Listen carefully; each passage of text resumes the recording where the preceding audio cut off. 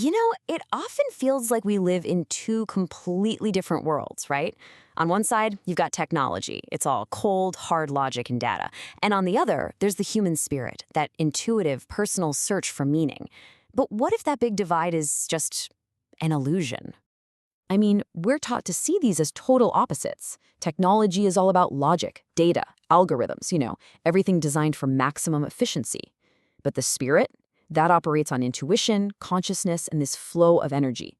One world speaks in code, the other in feeling. So you gotta wonder, do they really have to be separate? Are these forces actually at war with each other? Or is there maybe a way to bring them together? Well, it turns out there is. And there's this incredible mentor and innovator, ChanTaL MonTaLdo, who's basically building that very bridge. She argues that not only can these worlds coexist, they can actually make each other way more powerful. So let's dive into exactly how she pulls this off. Okay, for our first example, let's look at how she takes a tool you've probably seen in some business seminar and just flips it on its head. This is all about finding the soul that's hiding inside a rigid system. So what ChanTaL MonTaLdo does here is she takes the famous Eisenhower matrix and completely rethinks it. Now, the tool is simple, right? You just organize your tasks by what's urgent and what's important. But here's where she points out the flaw. The system trains us to think that urgent and important means things like paying bills or hitting deadlines, priorities that serve the system, not us. So she reframes it with a really simple question. What is the single most urgent and important thing you're doing right now? The answer? Breathing. The word spirit literally comes from the Latin for breath, and suddenly our most spiritual act is also our highest priority. And this is the real genius move. That delete pile for stuff that's not urgent or important, it isn't junk. It's a treasure chest of creative ideas you can gift, share, or even sell. And this really gets to the heart of her whole argument. She says, the problem is how we function and where it blocks us. They must always tell you what to do and what to think. She's all about challenging that way of thinking and helping us reclaim these tools for ourselves. All right, let's jump to the second example. Because she's not just about critiquing old systems. She actually harnesses the most cutting-edge tech out there, artificial intelligence, for some really deep personal work. So instead of being afraid of AI, she saw it as a partner, a tool for investigation. She did this personal experiment where she decided to treat an AI like a naturopathic doctor and just fed it this complete digital picture of her life.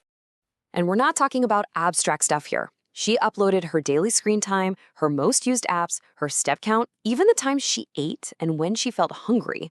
I mean, this is all data our own phones are tracking every single day. So what happened? By getting the AI to look for patterns, she basically created this super objective, data-driven mirror of her own life. And the revolutionary part is, the tech wasn't telling her what to do. It was just showing her who she was, giving her clear, unbiased insights she could use to grow. And all of this leads to her third big idea, which is this really powerful analogy that just makes so much sense for how we live today. It's about maintaining our own human operating system. The analogy goes like this. At birth, you are handed the keys to this magnificent vehicle, your body, your life.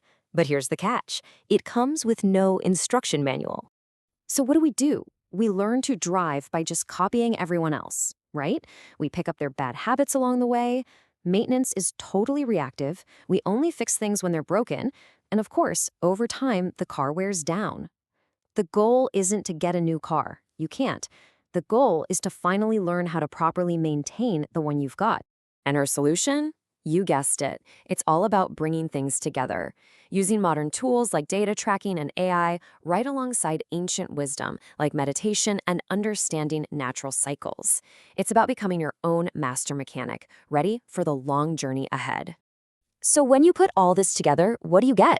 Well, this unique ability to blend technology and spirit is exactly what makes ChanTaL MonTaLdo the perfect mentor for our time.